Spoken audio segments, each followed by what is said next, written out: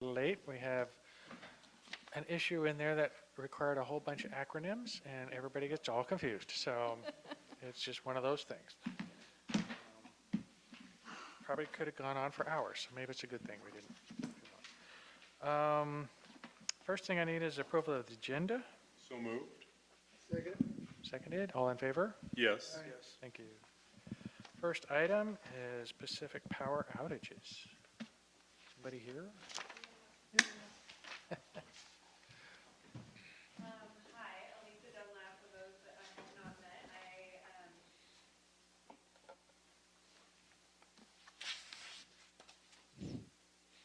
I think it's, are we on? I think we're on. I have the not so fun news of sharing some Pacific Power planned outages that will be occurring the week after Thanksgiving. We should be receiving, all residents and businesses will be receiving a letter that looks something like this. They may have hit mailboxes today, but I am here to officially on the record share the outage notification. I've tried to communicate as best as I can to the city as well as other businesses in the community.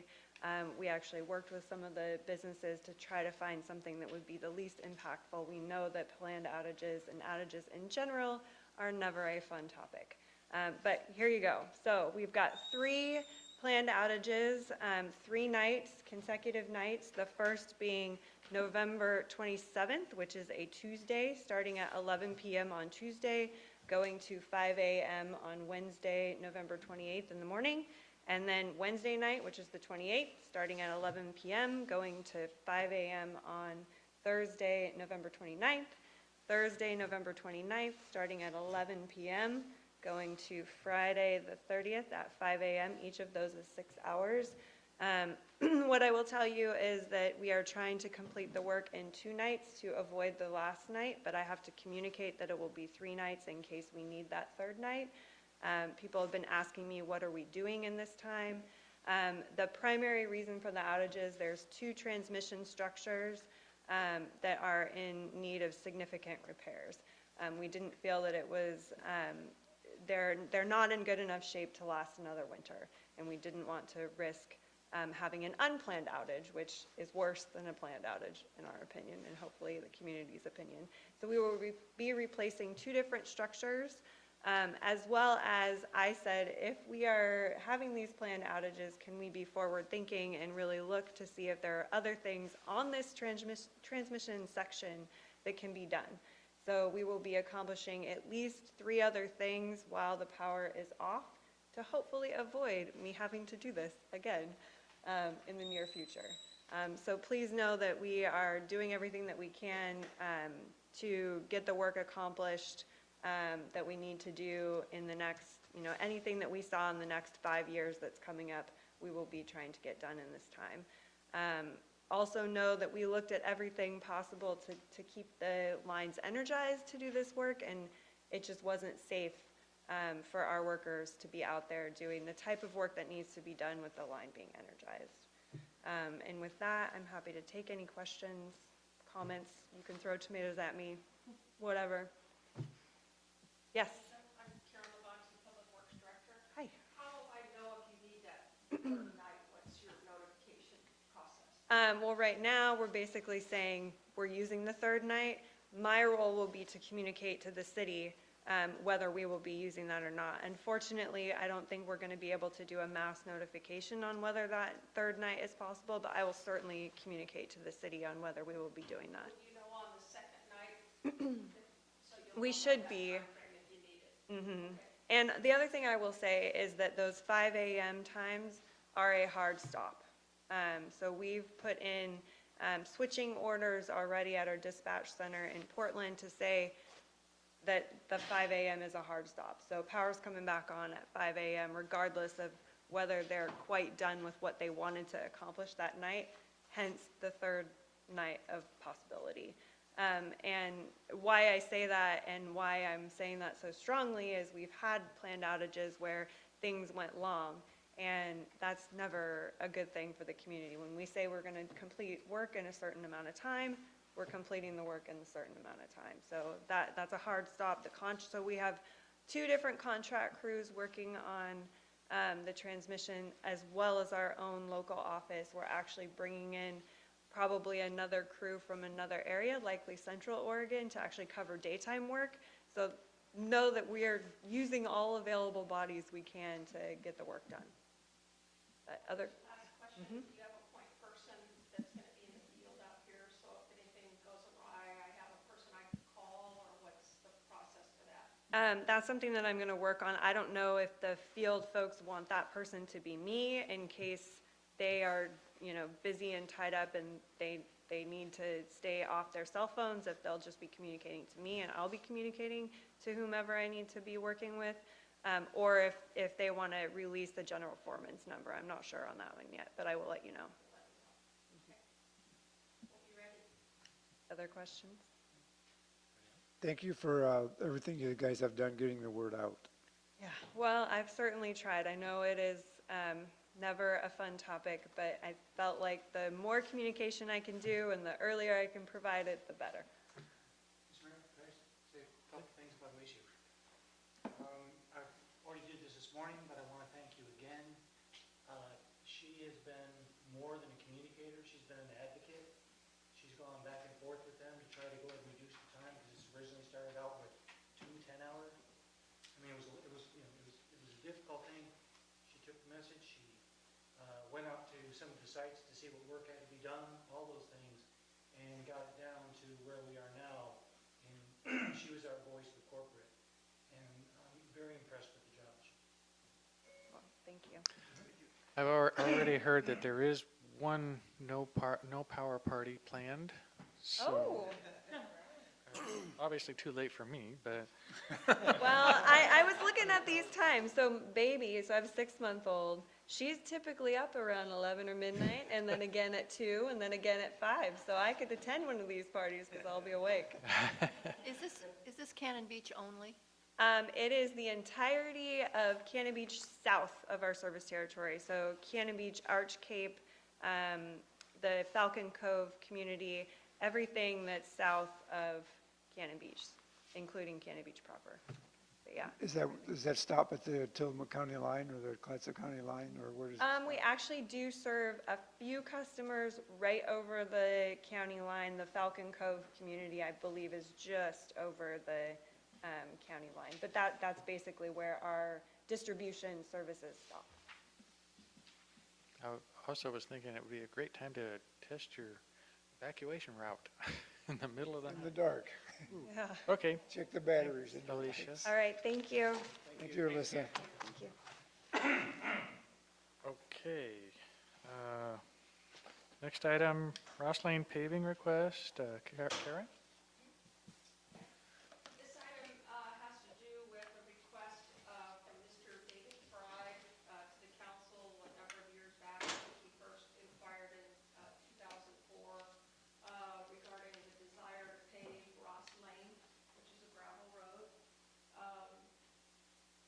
As you guys know, our Muni Code states that in general, the desire for Cannon Beach is to leave our gravel roads gravel unless there's a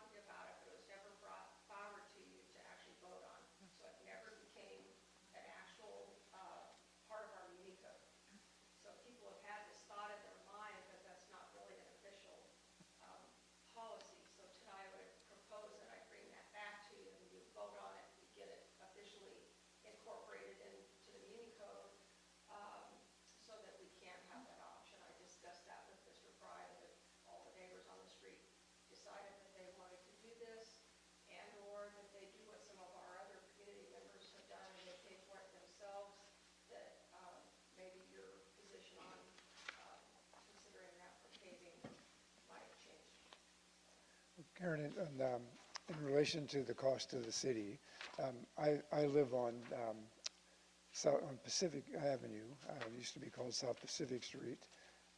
And I've been there for 23 years, going on 24 years. The street was paved when I moved into the house. I'm not aware that the city has ever spent any money on my street in 24 years. What is the how long does a street need to last to be a benefit, a financial benefit to the city? It depends on if it's a major thoroughfare in town or if it's a side street, how heavily it's traveled. But on the average, most of our paved streets that are not heavily traveled, like our Hemlock or Spruce or something, I mean, we don't typically have to put money in an overlay for at least 15 years. Right. Sometime longer.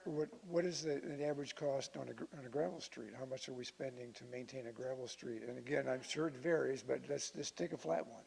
What dictates that is how much it's traveled, the number of potholes that we're continually going back. So, you know, a skip load of rock can be in the neighborhood of $1,000 or more. It just depends on how much they're having to fill. So, and how often. Obviously, this time of the year is when we get more potholes. They're more visible because they fill with water. In the summer times, it's not as bad, but that's where you have your dust problem. There's a misconception in people's minds that if we put gravel down, that it controls dust, and it actually creates greater dust because of the minus factor. It breaks up, right? But, so the cost can vary toward it. I mean, it could be from several $100s to well over $1,000, depending on how many potholes and how often we're out there. Beach, Haystack Lane, streets that are steep like that, it's very costly. Right. We're out there often.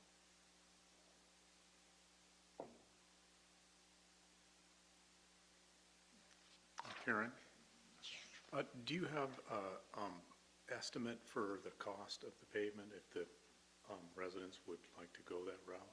I don't, but I can easily get that for them. Okay.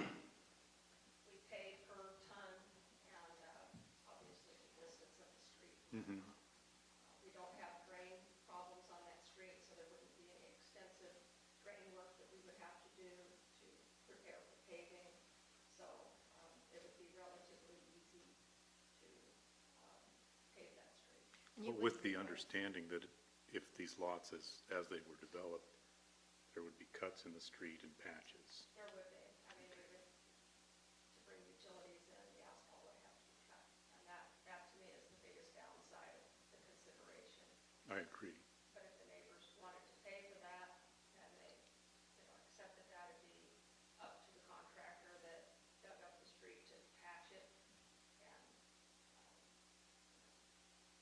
Mhm. so it would be a city issue after that. Okay. It would be a cost to the homeowner. What did we just spend on Coos Street? We just paved that, last week.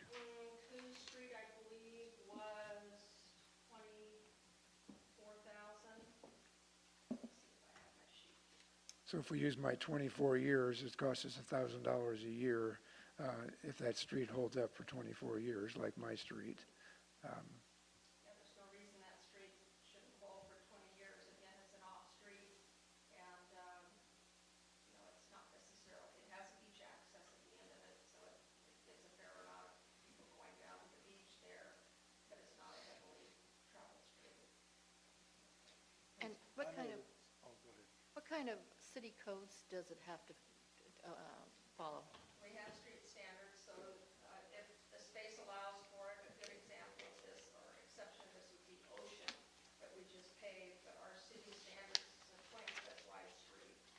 And so all streets that are paved would have to have that width. Ocean is an exception just because the street didn't allow for that width, nor did our right-of-way, so we make it as wide as possible, reasonably possible. Again, we consider drainage, everything that that street, has in play when we're evaluating if we even pave it. But 20 foot is our standard road width. Yeah, I think I remember the discussion during that time, and I remember them saying, well, it would basically follow the contour of the road already. So if you had a tree in the middle of it, like we do on my street, it would kind of just follow around the tree. So you're saying, yeah, so it may not be that There's case. advantages and disadvantages of that. Going around trees is not part of the road standard. It's something that's been discussed as people have inquired about certain streets. I've told them that there's a tree, Eastern Crest is a good example. There's an old tree that's out in the roadway. And I said it wouldn't be a street we would ever consider because if that tree had to come down to get our 20-foot width, which that street would most definitely need to be that, that it wouldn't be one that we would pay. Karen, my understanding is there've been several streets that have been paved and paid for by the property owners under the informal policy that we had. Is that correct? I think of two or three that I know about. We have, say, a department policy, internal policy, if you will, that plays specifically off of our current muni code. And it's a policy that we put together last fall when Jim was still here because there were so many arguments about how we evaluate gravel streets. Some people said, well, why are you paving this street, not my street? Especially if the city was paying for it. So we put together an evaluation working with Public Works Committee, and we put together a scale, a weight factor, if you will, that said, okay, the budget is 50% of the consideration. Obviously, you have to have the money if you're going to go forward and pay it as a city. The grade, the steepness of it, that's 20% of the weight factor. Again, steep streets are costly for us to maintain. Costliness, the difficulty of maintaining it, so on, that's 15%. High traffic street, 5%. Occupancy of the lots, any undeveloped lots, 5%. So we developed a weight factor, if you will, that when we look at every street, we said, okay, first thing we take care of is our current paved streets and keep those in good condition. Then if there's gravel streets that we feel it's beneficial to pave, we take it through this evaluation. That way, everybody that comes in the lobby or calls me and says, why not? I hand them this and say, this is the consistent evaluation that we use so that everybody's being treated equally and fairly.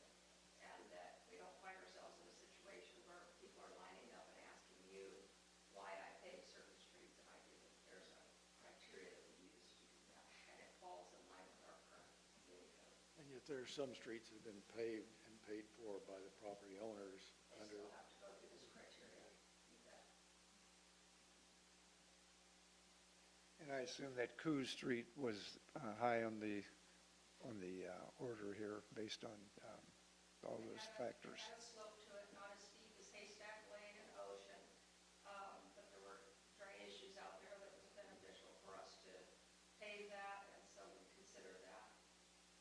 Oak Law was a dead end, it was surrounded by pavement. Why would we pave it? Did you get any complaints? Did you get any complaints about paving that street? I didn't, I got a lot of thank you emails, Facebook comments saying, But no complaints? I do a lot of communicating with the residents before we do things, so people understand why.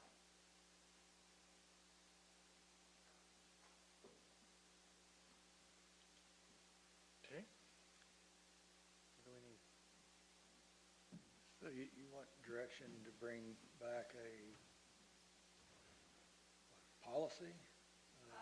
I would like to bring the other policy to you again, that you guys have spent a lot of time. I mean, I went through this. One we thought we had already. A year talking about this plus. Yeah. And so I don't know how it wasn't brought back for an official vote, but I think that that would be beneficial, so it's part of the actual muni code. And then we have that in play for people to say, if we have 80% of the neighbors that are in agreement with it, that it would probably compete with our criteria that we're using, because if everybody wants to pave it, regardless if it makes sense or not, we're setting a precedence down that says it's okay to pay if 80% of the people want to. The city would pay 20%, and I would say, only if I had 20% of the budget to be able to donate to the cause. And again, it would be staggering of the importance of the other streets that Okay. here in town. And we've been talking about paving in general. Specifically, this was brought before us tonight to consider Ross Lane. So I would like to know from you, Karen, what would your argument be for paving Ross Lane? It depends. If you're asking the city to pay for it 100%, I would have to say no, because now I've just told something to everybody that I have not followed through with, that I have not kept to this commitment of this process, and I wouldn't feel good about that. If the residents wanted to pay for it on that street, then I would say, well, certainly it goes back to what you guys worked on, the 80% factor, and I can support 20% helping contribute to that. We've heard the argument over and over about how it's actually costing the city money not to pave. Is there truth in that? There is. I mean, it is expensive to maintain a gravel street, but define expensive, you know, it's expensive to pave a street over it, but potholes add up as well. It would be several years, I'm sure, and I can bring the math back to you for consideration, but it would be many years before paving that street we would ever see it. Well, my time on the council is short-lived, looking forward, but I'd like to leave, with the opinion that I would like to see us pave our streets. I would like to see us have a program to where we begin to, just as you're doing, identify it, and then we budget every year to begin to pave the streets of Cannon Beach. If for no other reason than the reason that we've been given today, and that's the dust problem that it does create.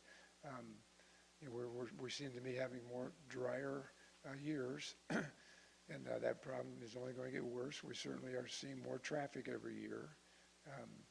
So I think that it makes sense to do that.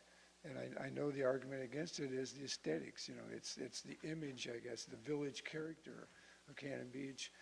I think there's so much more that goes into the village character of Cannon Beach than our gravel streets.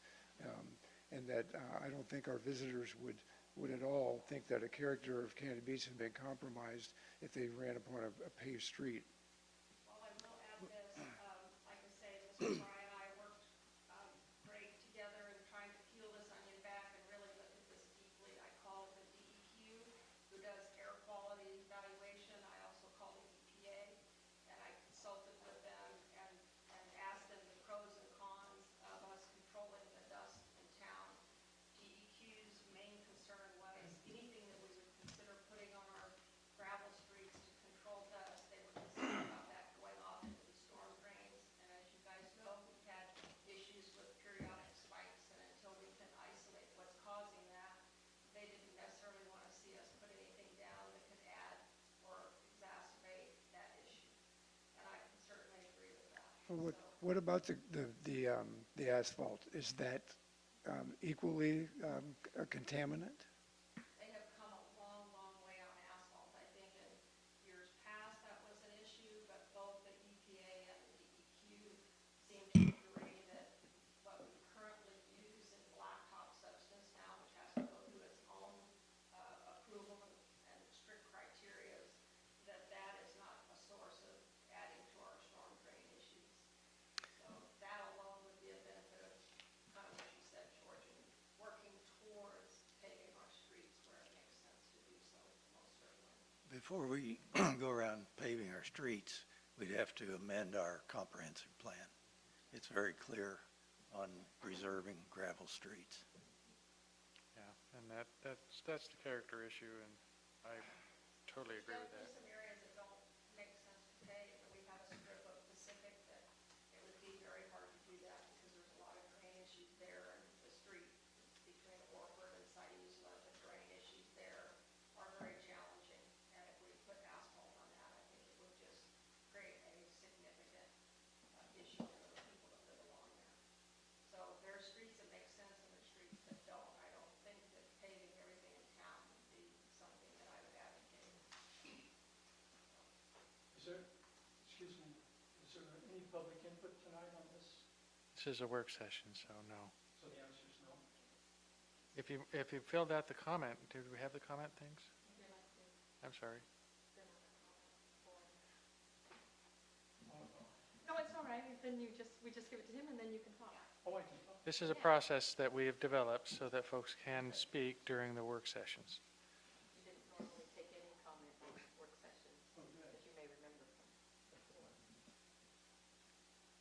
Sam, are we still in discussion? Yeah.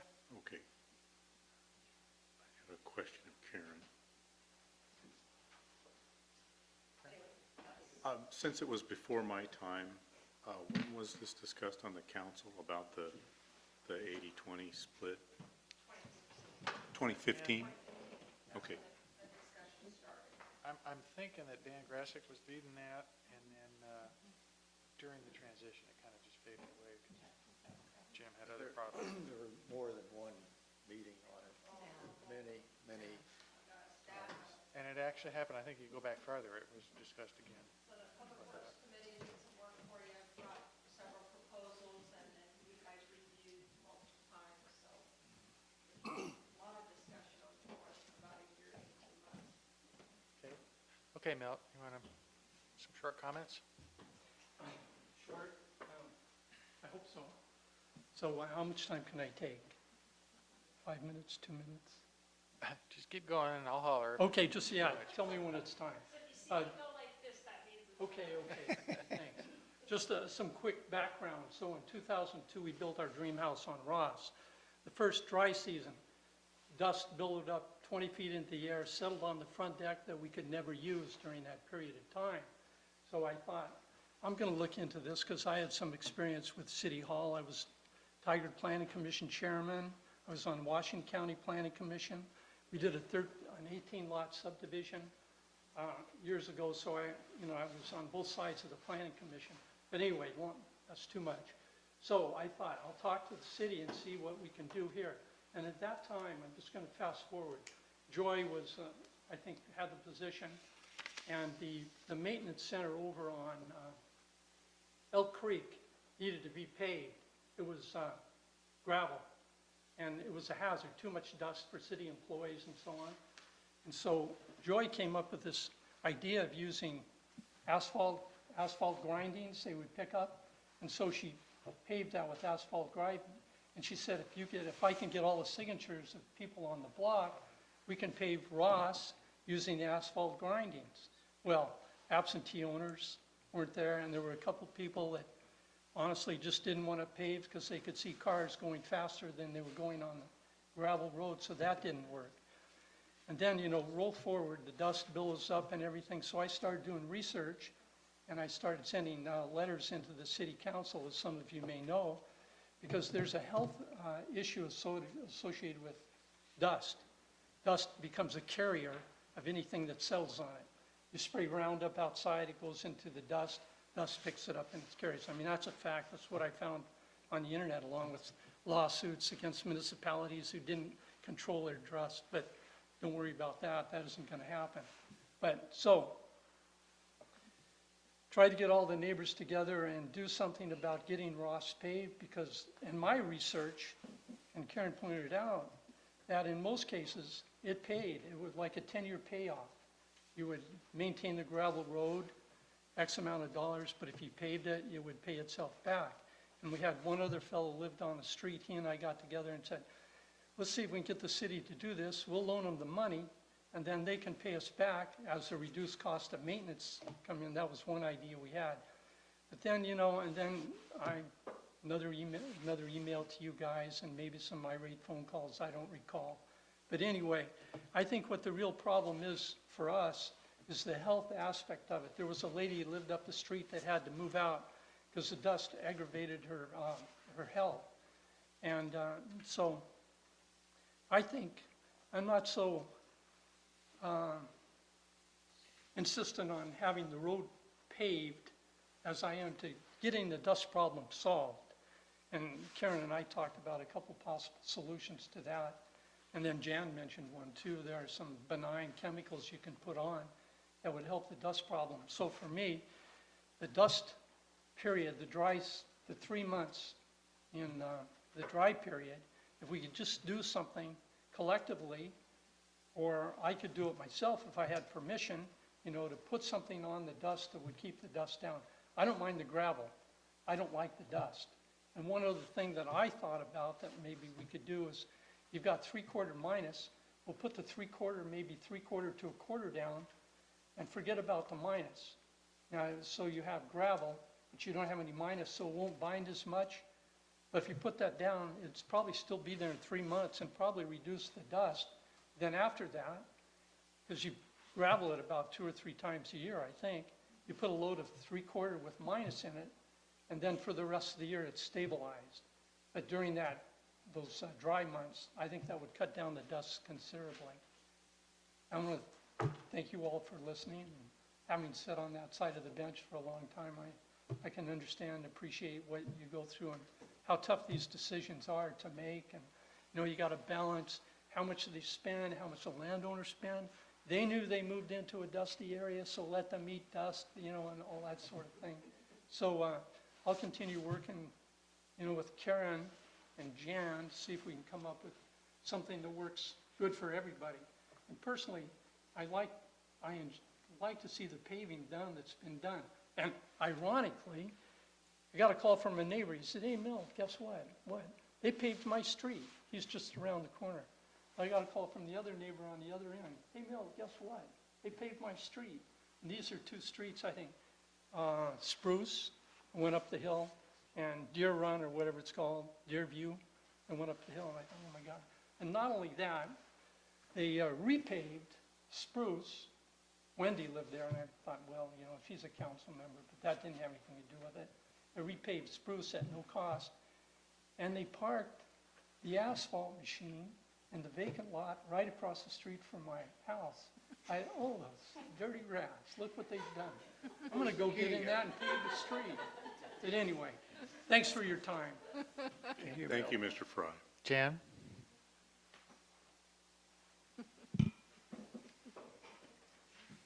So Jan Siebert-Warmond, and I just wanted to bring up a couple of things about the asphalt that people don't talk about that much.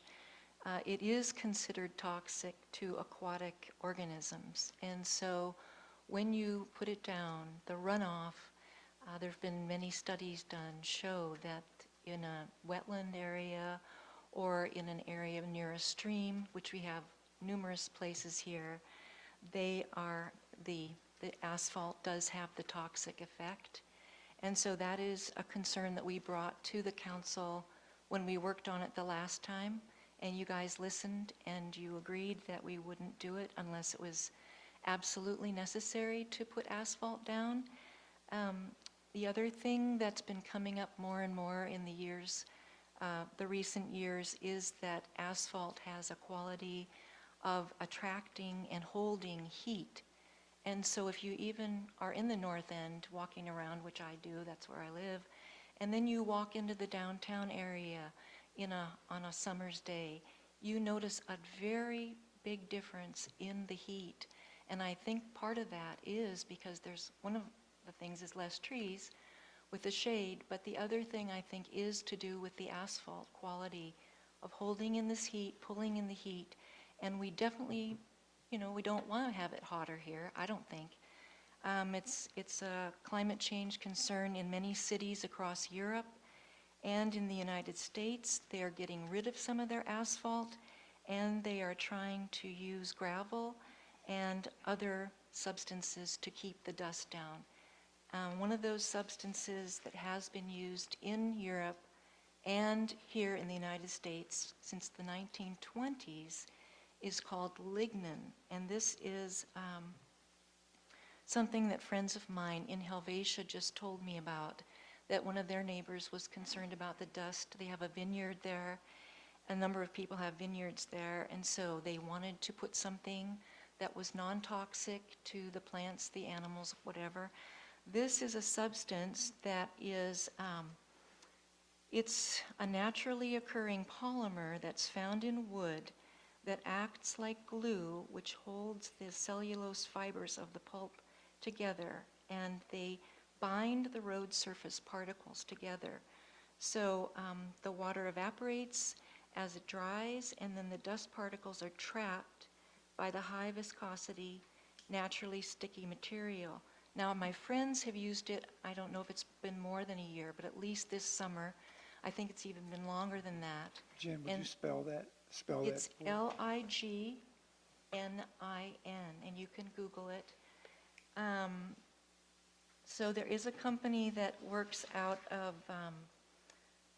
It's in Washington, Vancouver, Washington. They also have a place in Portland, and I've been trying to call them. I haven't heard back, but I'm assuming they'll call back this week. I'm trying to get cost estimates. I did give the information to Karen and also to Carolyn Probst, the chair of the Public Works Committee. So I would ask that we at least look into this. We have to really weigh all the different pros and cons. And I do think that there are many people still in Cannon Beach that love the gravel streets. I think some of you guys too. And so let's not just pave everything. Let's please look into this again and see what we can do together. Thank you. So Karen, Jan's information seems to be conflicting with yours about the asphalt and the amount of toxin that's generated or that runs off of it.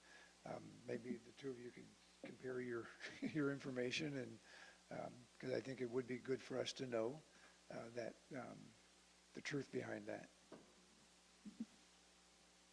Would you like me to investigate some options about what could be down on some gravel streets during the summer and bring that back to you? Yeah, that sounds interesting. Several products that we've discussed in the Public Works Committee meeting, and they use some down in Tillamook. And so, Jan, as far as the heat, I think there's so many more days when I would appreciate the heat than I would not.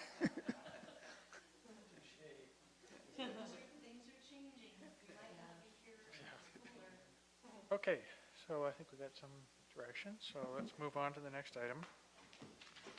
Affordable workforce housing incentives. Bruce, you want to get us up to speed? Yes, sir. We've been, a while back, there was a project in front of you that was approved called Sealark. And it's construction of 2 studio apartments and 6 one-bedroom apartments.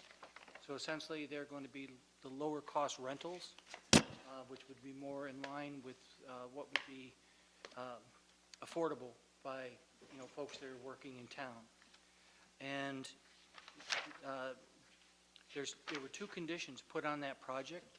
And Mark, correct me if I'm wrong on this, but one is they could not be converted to short-term rentals, and the other is they could not be converted to condo. So that's a pretty strong tie to keep them in the affordable rental market. But even if there was to be a change, and we're always concerned about what the unintended consequences are going to be, the size of the units is going to say that it's less than a lot of the houses and all these other things. So those will probably be all the lower cost end housing. Bruce, real quickly, the reason that the builder or the developer agreed to this was just some concessions that we made as a city, right? Yes. And what were those? They're related to density, the number of units, yeah. Yeah, so there was, he didn't do this out of the goodness of his heart, although there might have been some of that there. It might have been, but yeah, it was definitely a quid pro quo for the number of units. Right. But my point is that it is, because of the units that are going to be built, those are going to be lower cost units than what is probably in the rest of the town. Now, they have asked for reimbursement or a waiver on some of the permit fees. And the total of the permit fees is $19,207.65. We have the excise tax, I guess it is, on the construction that has accumulated funds for this purpose to be able to go ahead and encourage lower cost housing. And so what the recommendation is tonight is that staff be authorized to move forward with developing some sort of an agreement to bring back to you where these fees would be able to be waived as an incentive. And possibly, actually, we already are considering these kinds of things as encouragements for affordable housing. So, if there's any questions on that? So just the detailing here, by waiving the fees, we're just not charging for them, or are we covering the fees with the excise tax? Yeah, we need to cover the fees. We can't allow, like, somebody to do something, like, if, Right. with the city hall, we have to pay for the building things for the city hall. So the funds would come from the collection on the excise tax on the construction projects. Just clarifying that one. Yeah, no, thank you. I'm sorry if I didn't get that straight. Okay. So, and what it would take, and Ashley's here, she can talk about it, but what it would take is some sort of an agreement that would be brought back to you for consideration, and we probably bring it back to the December 4th meeting, I think it is. Why is this coming up now and not at the time when there was, when we were approached, I guess? We've already had the excise tax in effect, did we not? I don't know, George. I mean, I was contacted and asked about this, and when we investigated, it was something that didn't have a time frame to say, well, you have to do it, prior to a certain time. Right. And then we evaluated against the criteria. Does it meet the criteria? And so prior to construction, we wanted to know on this, and so that's how it got set up. Well, I guess my point is that my understanding of why we created this fund was as an incentive. This was designed to be an incentive to get people to do it. Because this is after the fact, there really isn't any incentive, I guess, unless we think that this would be incentive for this developer now to go on and do something more. But it's really not an incentive for this project, because this project is already in the works, right? Yeah, and the discussions that we've had is that it would be an incentive for future projects. There might be a consideration to build similar projects. Yeah, I can see that part of it, because it kind of proves that we're going to use it, too. So, Well, as well, anybody's able to apply for this fund, is my understanding, as long as they're willing to meet the criteria. Isn't that true? You want to take that one, because there's several criteria. Yeah, so both Mark and I have worked on this question for the city. But yes, there's several different pots of money, but one of the pots is the city's affordable housing program. So as long as the developer or whoever is interested in receiving these incentives follows the city's affordable housing program, they would be eligible for the funds. yeah. So, and I don't see anybody Also else. in this, I know we had discussion about the, I think it was AMI, the median income, that sort of thing, and everybody was kind of hovering around the 80%. The way that we wrote it, or whether the state wrote it, is that it's 80% or higher of AMI. And these rooms, or these places, would be rented at 100% of AMI, so that does qualify them. And something unique about this particular project is that at this time, it's contemplated that, I don't know if it would be Coaster or Mike Clark's, group, that they would rent to, say, Martin North, the Waves, any businesses, and then the businesses would actually put people in, their employees. So it's being directed to try to address people that are having problems with employees living in the city.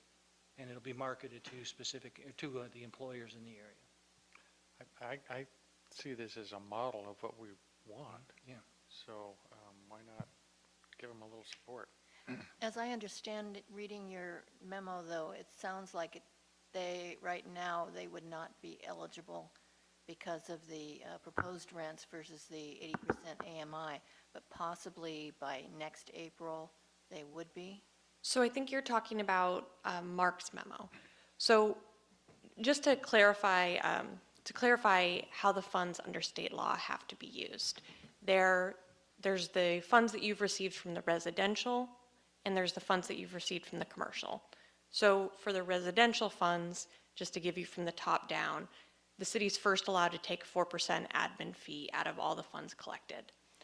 Of the remaining funds, 50% have to be used towards developer incentives that are 80% or higher of the median family income, that are affordable to families at 80% or higher of the median family income for the area. When I first read that, I thought that was a typo, because if it's affordable housing, why would it be 80% or higher? Turns out it is not a typo.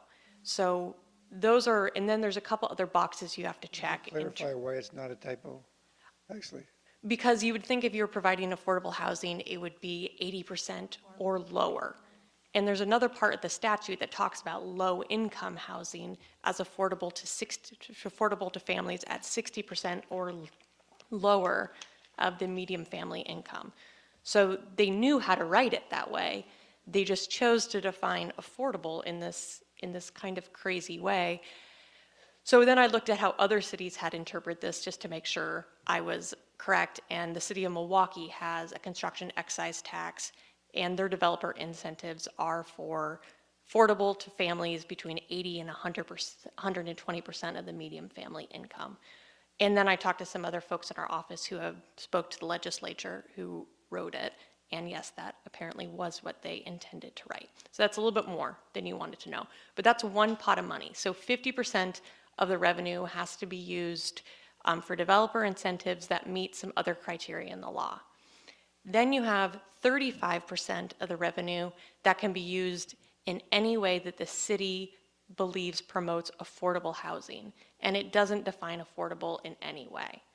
So that is, as long as the city believes it supports affordable housing, then you can use 35% of the funds collected that way. And then another 15% has to be used for not these purposes, essentially.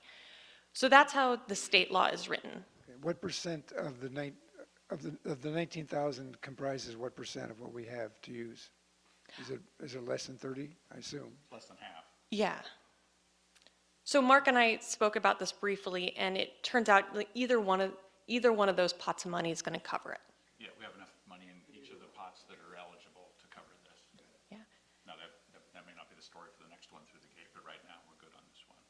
Is that the 665 number? Yeah, that 65,000 is split between these That's the pots. total. Yeah. That's the total, and So- I actually did the breakdown today, and we have enough in each of those, in any one of those pots to cover this. And one of the other things to keep in mind, and yes, we are, if the council wants to go forward with this, we are going to draft a developer's agreement, is that we need to make sure that they keep rents at an affordable level too. So that's something that we can draft into the agreement. Through a deed restriction? I'm sorry? Through a deed restriction? We would do it through our agreement with them. So we're going to do an agreement in order for us to transfer the incentives to them.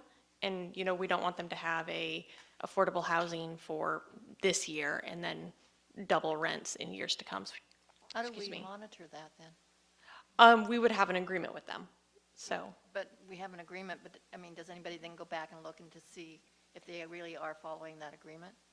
It would probably have an annual reporting thing because the AMI rent increases, I don't know, between 2% and 4% each year. So, and presumably we'll still have a clawback provision that if yeah. they aren't performing, we can get that money back from them. That'd be part of the agreement. It would be, I would suggest that we negotiate that with us. The draft agreements I've looked at include those types of provisions. And also, would there be a sunset on it? I've talked to Mike Clark about a 10-year provision, but that was me and an applicant talking. It was not a commitment on the city's part or his part. I know they're common with these types of agreements. Yeah, it would be something that we would, again, I think 10 years sounds fair, something in that range. We've not addressed that at all in our criteria? No, we No. don't in the ordinance. One of the things this is easier for me to recommend since I won't be here to implement it, but if this works, if this agreement goes through and this council is comfortable with it, we really ought to incorporate some of the results of these discussions back into the ordinance. So the next one doesn't have to kind of invent the wheel going forward. That's been a problem on this one.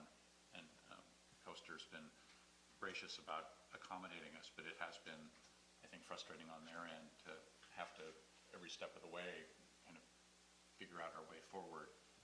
So if this does work, I recommend that you incorporate these into your program, and that'll make presumably the next one go a lot smoother.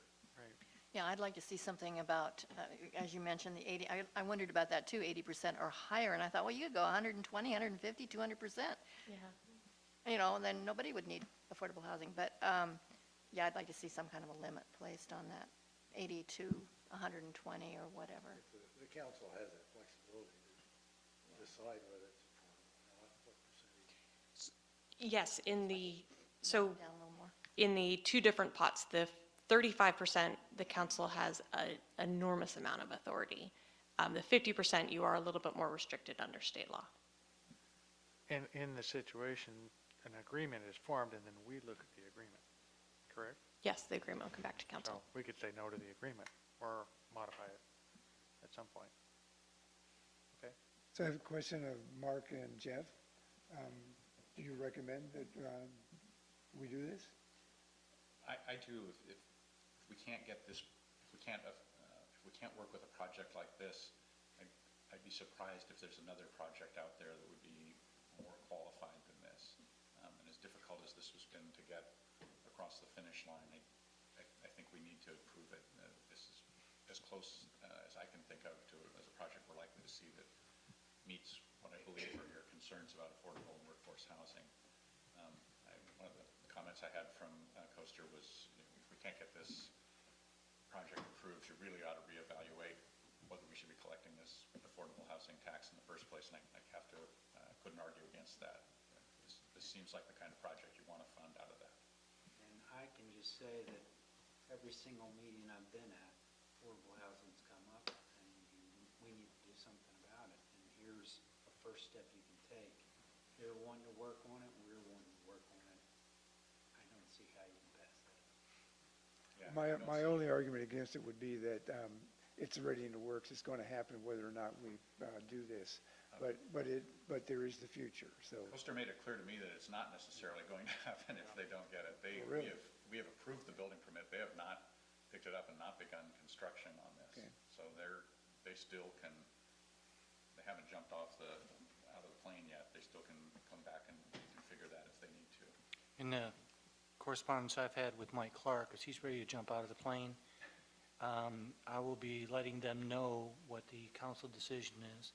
He knows it won't be final until it gets approved at probably December 4th, but he has authorized his staff, if we agree tonight, to, get the permit, start doing the excavation, all that sort of work, because they want to get started as quickly as they can during going into the season. Or And rainy we season. certainly are setting a precedent, by this, so I want to make sure that the next person who comes along in the same circumstance, we have no issue with.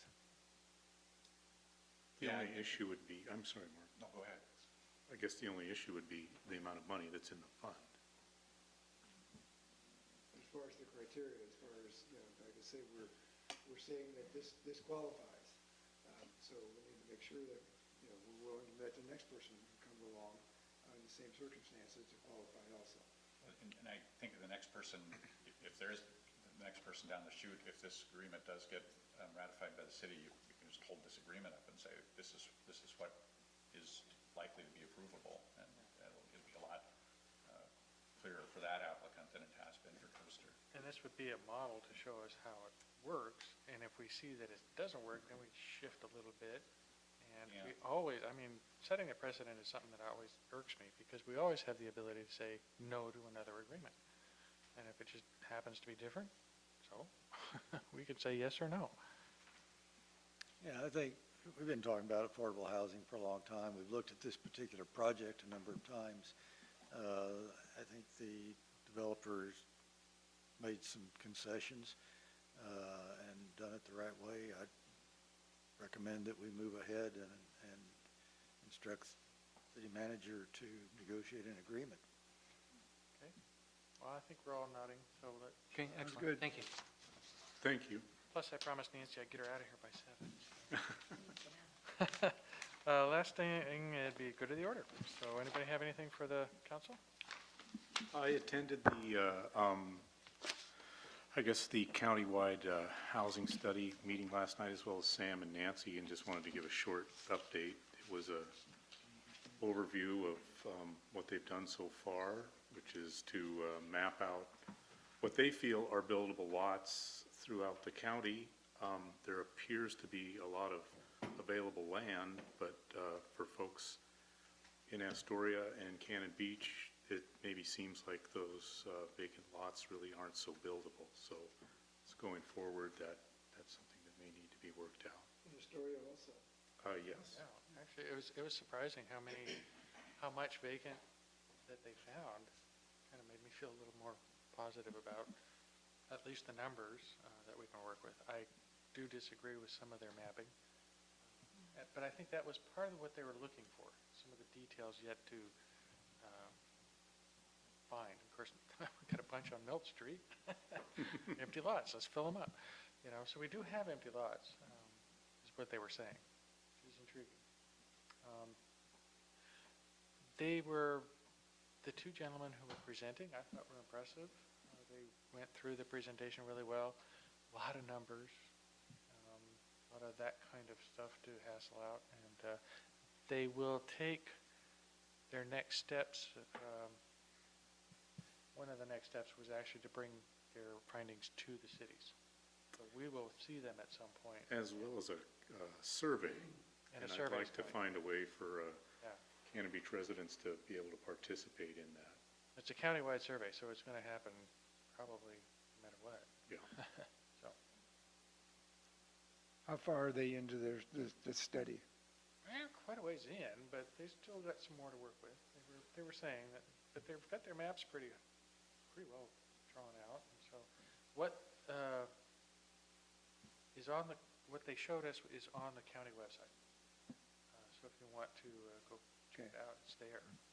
Oh, good. As well as the presentation. Some of the growth lines that they have on some of their charts is kind of dramatic because Cannon Beach is flat, 3%, I thought.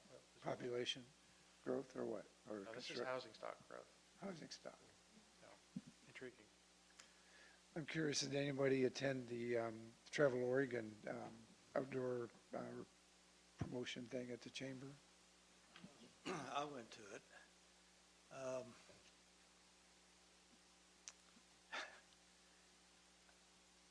I didn't feel like it was very informative, frankly. The first part of it was more interesting or informative, and there were several presenters on, by the way, this is all for outdoor nature tourism. The first two presenters were mountain bike trail developers, and so they talked about the process of getting mountain bike trails developed, and with partnerships and grants and volunteers, and kind of went through that process. I think both of them, these were in like down around Coos Bay, and I forgot where the other one is, but in an area that's not heavily populated with tourism, but they were trying to attract more tourism, and thought these were effective projects or events for attracting a tourist that would spend some time in their communities and bring an economic growth factor. One thing that stood out is one of them talked about the excitement and enthusiasm of getting the trails built and what it cost, and went all through that. Says, of course, that's only 10% of the cost. The real cost is in the maintenance, and it kind of raised a flag. I thought, whoa, that's something to consider if we should get involved in doing that. The other presenter, one was a fisherman, sport fishing, using drift boats and dories, and interesting. The most interesting part of it was seeing them, they used a live mouse for bait. I'd never seen that before. Oh, Jan, you'd have loved it. At least it wasn't a bunny. Well, it sure looked like a live mouse to me. It was, well, no wonder they went for it. I mean, even when it flopped up there, the thing was wiggling around, so, okay. I like that a lot better. Thanks, Jim. It was a very realistic looking lure. Was there any mention of our Historic Rock Awareness Program? I left after about 2 hours, and I didn't hear anything after that. One of the fan tours that people got to go on during the day. So there were some people that went down there. Yeah, this is a couple of day event, and they kind of scattered out. I did talk to somebody that had gone down to tide pools and thought that was just great. So I don't know, Jim was there, maybe have something to add. And actually, today was the big event, full day event to really dive into the details and learning what outdoor recreation can be and what, moving to the future, and trying to manage how that affects the different communities all up and down the coast. You know, some things don't fit for us, having a charter fisherman, we don't have access to the ocean, so it's not really gonna work at Cannon Beach. But we can send our visitors that come here to the areas near us, so they can still stay here and enjoy those activities. And so how do we address that and make that part of ours? The interesting thing that I learned is the fishing industry is really year-round. So there's different fisheries that they can get into any time of year. So that can help with the off-season and shoulder season activities for people that come to it.